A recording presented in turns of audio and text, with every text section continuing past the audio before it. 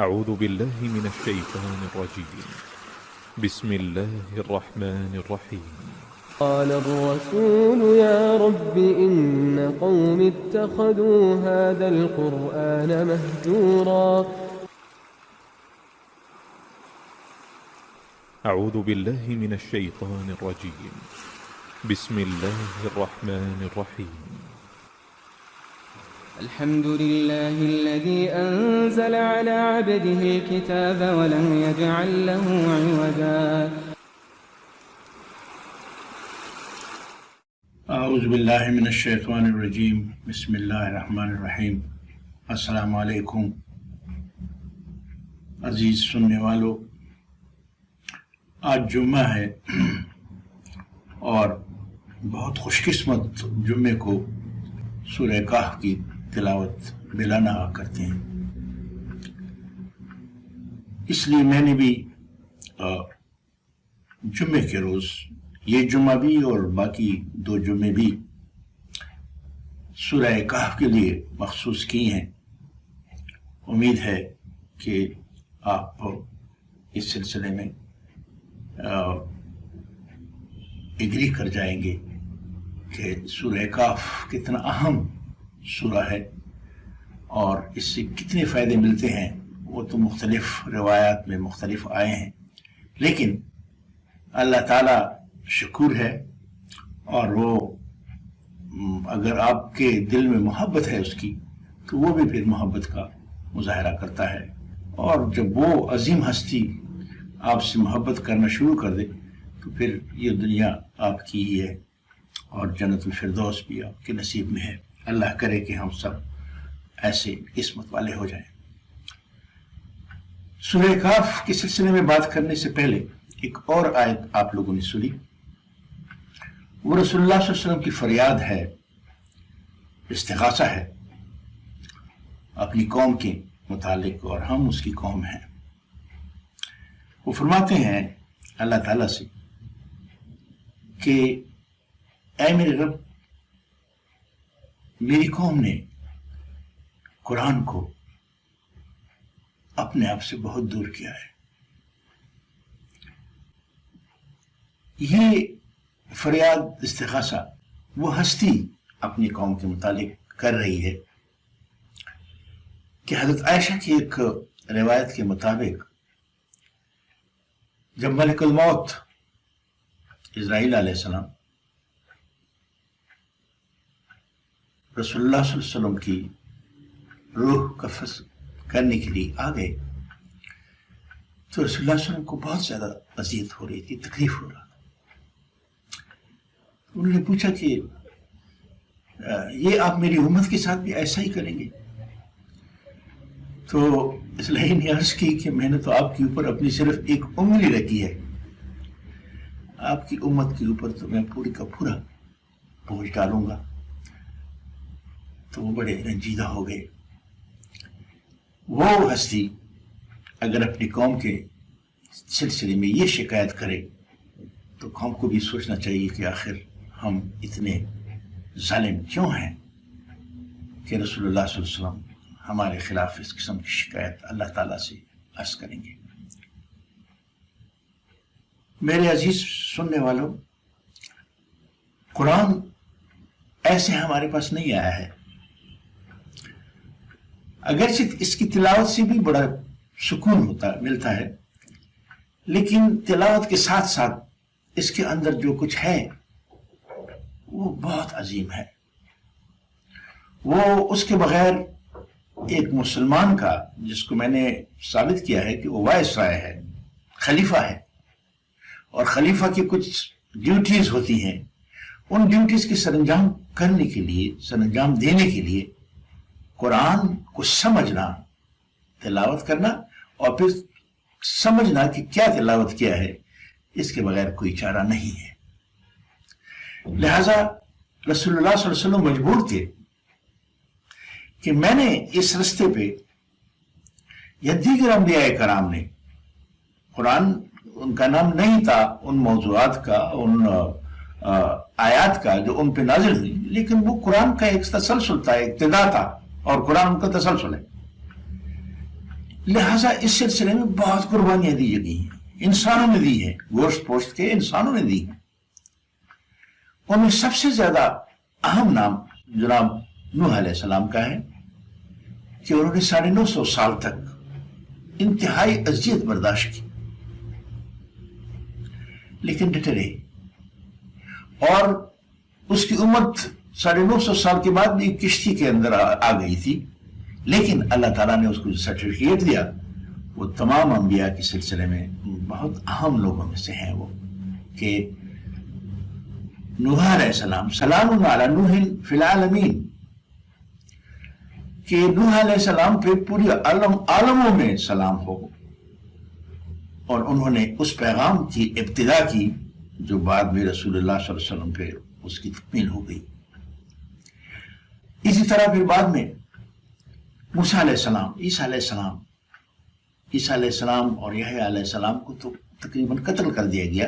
عیسیٰ علیہ السلام کو اللہ نے بچا لیا، لیکن وہ جو قتل کرنے والے تھے انہوں نے کہا کہ ہم نے قتل کر لیا ہے، حالانکہ ان سب کے پیغام میں کوئی ایسی چیز نہیں تھی کہ اتنا غصہ کیا جائے ان کی سننے والوں کو، لیکن بڑی تکلیفیں دی گئی۔ اور موسیٰ علیہ السلام کی وہ دعا جو ایک فریاد ہے جس سے دل دہل جاتا ہے، آپ یقین رکھیں کہ وہ اللہ تعالیٰ سے کہتا ہے کہ مجھے اٹھا لے، میں نہیں کر سکتا، مزید برداشت نہیں کر سکتا۔ خوش قسمت ہستی جس سے اللہ تعالیٰ نے کلام کیا، اور وہ جو پہاڑ ہے وہ بھی خوش قسمت ہے کہ اس پہ اللہ تعالیٰ کی جھلک نظر آئی۔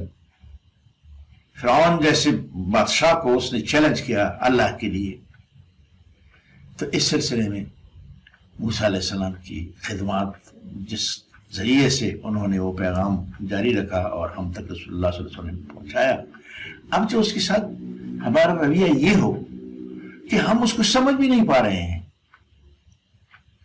ہونا تو یہ چاہیے تھا کہ ہم دنیا کو سمجھاتے کہ یہ ہے قرآن کا حکم، یہ ہے اللہ تعالیٰ کی طرف سے فرمان، یہ اللہ تعالیٰ کی طرف سے ڈیمانڈ ہے، لیکن ہم اس میں نہ صرف ناکام ہیں، اور وہ طبقہ جو تعلیم یافتہ طبقہ ہے، جو بہت سارے علوم جانتا ہے، وہ طبقہ بہت بے خبر ہے قرآن سے۔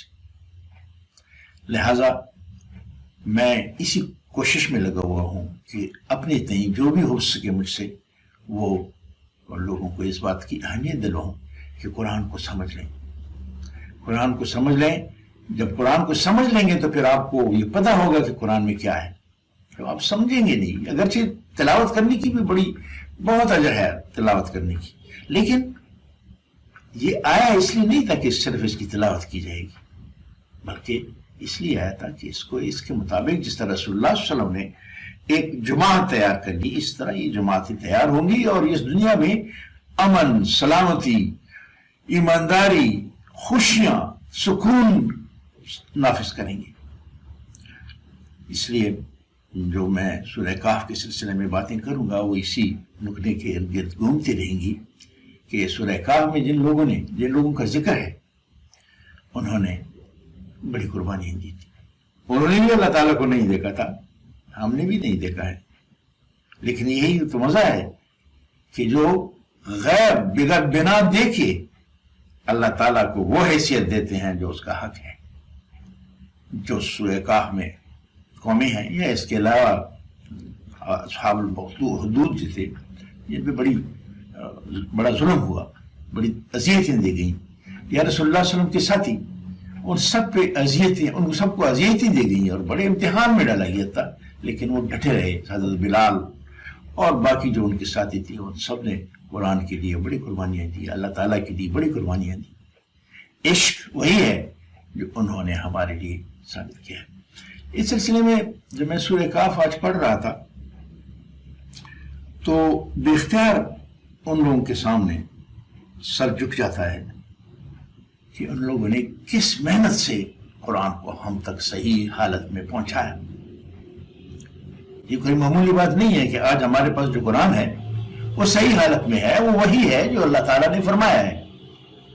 اب اللہ کے سامنے جب آپ نے جانا ہے اور آپ کی اکاؤنٹیبلٹی ہوگی تو کم از کم اس کا پیغام تو آپ چاہیں گے کہ بالکل صحیح حالت میں آپ کو مل جائے۔ وہی قرآن ہمارے پاس اللہ تعالیٰ کے فضل سے، لیکن رسول اللہ صلی اللہ علیہ وسلم اور ان کے ساتھیوں کی قربانیوں سے ہمارے پاس صحیح طرح سے پہنچا ہے۔ اب اس سلسلے میں آپ جب ان تفسیروں کو مطالعہ کرتے ہیں جو کہ رسول اللہ صلی اللہ علیہ وسلم کے فوراً بعد میدان میں آئیں اور شائع ہو گئیں، لکھی گئیں، آپ اندازہ لگائیں کہ انہوں نے کیسے لکھی ہوں گی۔ ہمارے پاس تو بڑے وسائل ہیں، ان کے پاس ایسے وسائل نہیں تھے، لیکن انہوں نے قرآن کو جس طرح سنا تابعین سے، تبع تابعین سے یا اصحاب کرام سے، تو اس کو انہوں نے عملی شکل دے دی کہ اس کا معنی یہ ہے، اور وہ ہم تک پہنچ گئی ہے۔ اور وہ لوگ بہت احسان ہے ان لوگوں کا ہماری زندگی میں۔ جب بھی آپ قرآن پڑھیں تو ان کا ذکر ضرور کریں دل میں کہ انہوں نے کیا مشکلات برداشت کی، اور ہم تک کن وسائل کے نہ ہوتی ہوئی بھی انہوں نے قرآن کو تحریر کی شکل میں لے آئے، اور پھر تفسیر کی اس میں، جس طرح کے اب بعد میں جو لوگ آئے انہوں نے بڑی خدمات دی، اور جتنے علماء کرام ہیں انہوں نے سب نے اپنی اپنی تئیں بہت کوشش کی ہے۔ لہذا اتنی کوششوں کے بعد اگر ہم قرآن کو سمجھتے ہی نہیں ہیں، اور ہماری عمر بہت، جس طرح میری عمر 74 سال ہے، تو اگر میں یہ بہانہ کروں کہ جی میرے پاس تو ٹائم ہی نہیں تھا، تو اللہ تعالیٰ مجھے کیا کہے گا؟ اتنی نعمتوں کے بعد اگر قرآن کو میں نہ سمجھوں تو کیا میں بہت بڑی سزا کا، اللہ مجھے بچائے، اس کا مستحق نہیں ہوں؟ اس سلسلے میں جب آپ یہ سب دیکھتے ہیں تو رسول اللہ صلی اللہ علیہ وسلم کی قربانیوں کا ذکر ضرور آتا ہے دل میں، ذہن میں، اور اس کی سب سے بڑی جو اذیت تھی وہ یہ تھی کہ آپ کو پتہ تب چلے گا جب آپ یاد رکھیں کہ آپ کے والد صاحب کے ساتھ اگر ایسا ہو۔ ویسے تو رسول اللہ صلی اللہ علیہ وسلم کے ساتھ ہماری محبت اپنے ماں باپ سے بھی زیادہ ہونی چاہیے، لیکن اگر نہیں ہے تو اپنے باپ کے ساتھ جو کچھ ہوگا اس کو ذرا یاد کریں، اور پھر آپ اندازہ لگائیں کہ حضرت فاطمہ کے دل پہ کیا گزر رہی ہوگی جب اس کو پیغام ملتا ہے کہ خانہ کعبہ میں آپ کے دنیا کے سب سے معزز ہستی محمد رسول اللہ صلی اللہ علیہ وسلم سجدے میں گر پڑے ہیں، اور ان کے اوپر اجڑی رکھی ہے کافروں نے، اور وہ اس کی عمر اتنی نہیں تھی لیکن وہ بھاگی گئی، اور وہ اجڑی انہوں نے رسول اللہ صلی اللہ علیہ وسلم سے ہٹا دی۔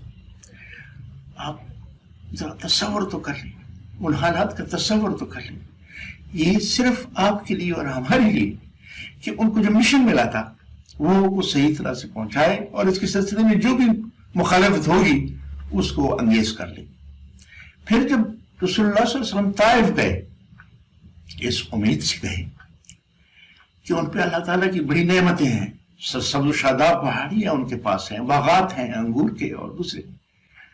یہ لوگ تو صحرا کے لوگ ہیں، لیکن وہ تو بڑے ہوئے لوگ ہوں گے، اور میری بات کو سمجھ، جب میرا کوئی غرض نہیں ہے، بے لوث ہوں، تو ظاہر ہے کہ وہ میری پیغام کو سنیں گے اور میری گزارشات کو اہمیت دیں گے۔ لیکن وہاں کیا ہوا؟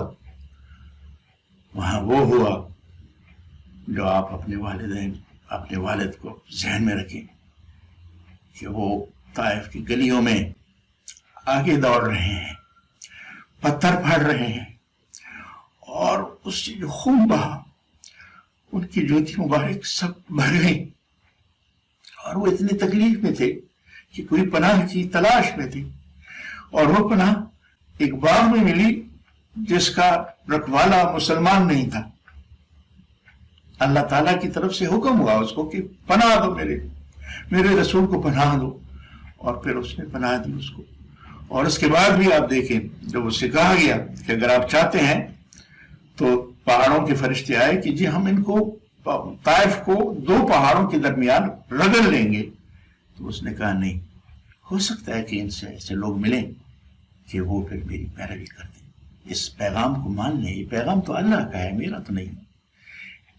اب اس رائے سے، اس تکلیفوں کے بعد اگر ہمارے پاس قرآن آیا ہے اور سنت ہمارے پاس آئی ہے، تو آپ خود اسسمنٹ کر دیں کہ ہمیں اس کے ساتھ یہ رویہ اختیار کرنا چاہیے کہ ہم سمجھتے نہیں ہیں، سنت بھی خبر ہے ہمیں، سنت بڑا کام ہوا ہے، اور وہ ہم تک جو پہنچا ہے تو نہایت صحیح انداز سے پہنچا ہے. اس کے سلسلے میں حضرت بخاری نے اور امام مسلم نے اور یہ سب جو لوگ تھے جو صحاح ستہ کے سلسلے میں انہوں نے خدمات دی ہیں، ان لوگوں نے بڑے تکلیفیں برداشت کی ہیں اور ہم تک سنت رسول صحیح طرح سے پہنچایا ہے. لہٰذا ہمیں اس حق کو پہچاننا ہے اور یہ فرض ادا کرنا ہے کہ ہم نے قرآن کو اور سنت رسول صلی اللہ علیہ وسلم کو دوسرے لوگوں تک پہنچانا ہے. یہ ہماری وائسرائیشپ کی ڈیمانڈ ہے، یہ ہمارے انسان بننے کی اور امتی بننے کی ڈیمانڈ ہے. ہمیں تم خیر امتن اس لیے کہا گیا کہ ہم یہ پیغام جو رسول اللہ صلی اللہ علیہ وسلم نے اور اس سے پہلے انبیاء کرام نے نہایت محنت سے اور نہایت مشکلات سے اور قربانیاں دے دے کر پہنچایا ہے، اس کو آپ کی امت دوسرے لوگوں تک پہنچائے گی. اس سلسلے میں ہم کس حد تک کامیاب ہو گئے ہیں، اسے بھی ہماری اکاؤنٹیبلٹی ہوگی. موت نقارہ بجا رہی ہے، لہٰذا اس سے پہلے ہمیں سمجھ لینا چاہیے جو وقت ہے آپ کے پاس اس کو استعمال کریں اور سورہ کاف کو تو ہر طرح سے جان لیں تاکہ ہر جمعے میں آپ اس کی تلاوت کریں اور آپ کو سمجھ ہو کہ میں کیا پڑھ رہا ہوں. لیکن باقی قرآن بھی ہمارے لیے سمجھنا اتنا ضروری ہے جتنا ہمارے لیے خوراک ضروری ہے، جس طرح ہمارے لیے ہوا ضروری ہے یا اور ضروریات ہیں. اس کی وجہ یہ ہے کہ ہم اللہ تعالیٰ کی بہت انعامات کا کر رہے ہیں، استعمال کر رہے ہیں اور ان کو انجوائے کر رہے ہیں. لہٰذا ہماری ڈیوٹی ہے قرآن کے سلسلے میں اور ہمیں جلد از جلد پہچان کر سر انجام دینا چاہیے.